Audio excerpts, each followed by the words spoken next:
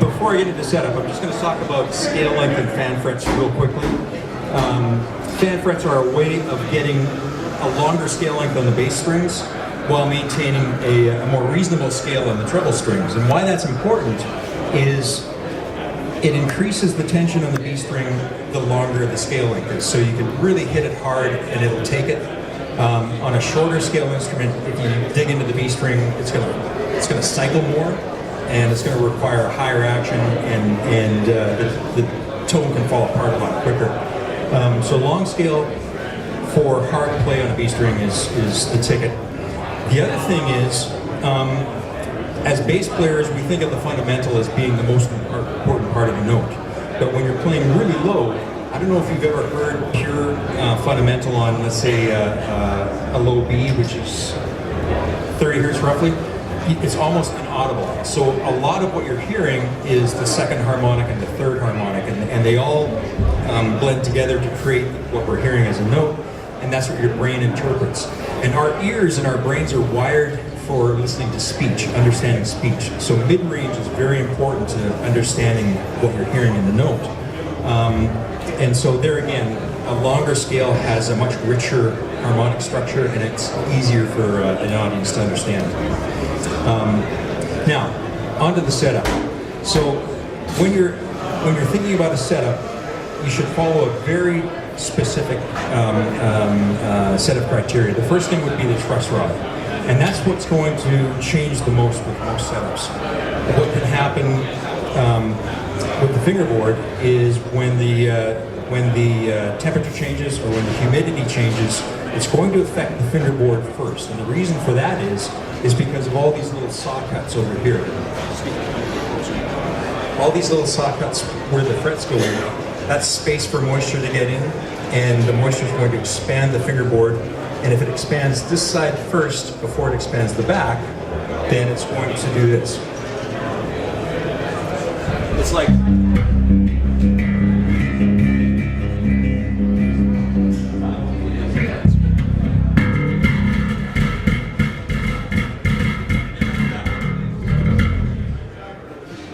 So as that neck bends backwards, your action goes down, and when you play in the lower frets, it's just going to fret out like crazy.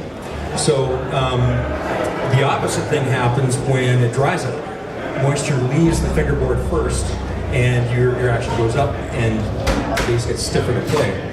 So in Canada, where I'm from, every winter it dries out, and you wind up having to tighten your truss rod. Every summer it starts to rain, and you wind up having to loosen it off.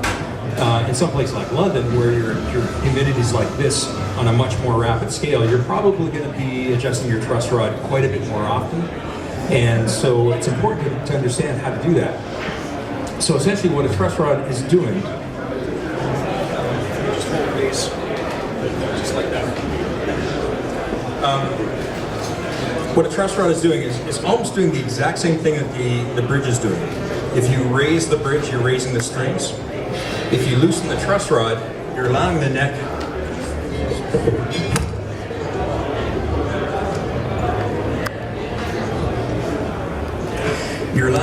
to bend in this direction. So that's raising the nut. So it's almost like thinking about action at this end versus action at this end. And not to plug my own YouTube channel, but if you go to if you do a search for Dingwall guitars setup, we've got a really detailed video on truss rods and how they work. But essentially what's going on is when you tighten the truss rod, in this case it would be at this end, but some bases you'll adjust the truss rod at this end. And in almost every single case, it's a right-hand thread, so when you tighten it, the headstock goes in a reverse direction, and it lowers your action. The only one I'm aware of that's opposite to that is a pedula, and there's instructions with the pedula on how to adjust it. So it's a left-hand thread, you turn it the opposite direction. Now, if you think about the nut controlling the action at this end, and the bridge controlling the action at this end, then you'll also understand where it affects the play. So adjusting the truss rod affects your action mostly in this area. So if you have buzzing in this area, adjust your truss rod. If you have buzzing closer to the bridge, don't touch the truss rod, adjust the bridge. So wherever the buzz is, if it's closest to the nut, adjust the truss rod. If it's closest to the bridge, adjust the bridge. Now, one of the things that I like to do for a truss rod, the perfect setup for a truss rod, you can quote specs, but the best way to tell is just to play in the lower frets. So Christian, can you just play in those lower frets? So right now it's playing very cleanly, and if you're to tighten the truss rod until it starts to buzz in those lower frets, and I'll just do that manually by pulling it back this down. Adjust it until it just starts to buzz, and then back it off just a little bit. And I'm talking, generally it takes maybe a quarter of a turn at most. Just play it there first. So it's buzzing. Now it's playing clean.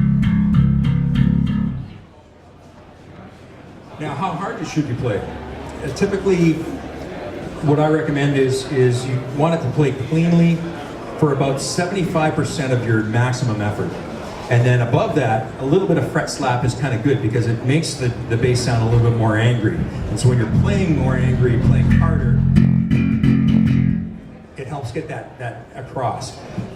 We're communicating emotion, so when you're playing sweetly and softly, it should sound sweet and soft. And when you're playing aggressively, it should sound aggressive. And part of that aggressive tone is string slapping on the frets. Okay, so just to recap, tighten the truss rod until it just starts to buzz in the lower frets, and then just back it off until it quits buzzing.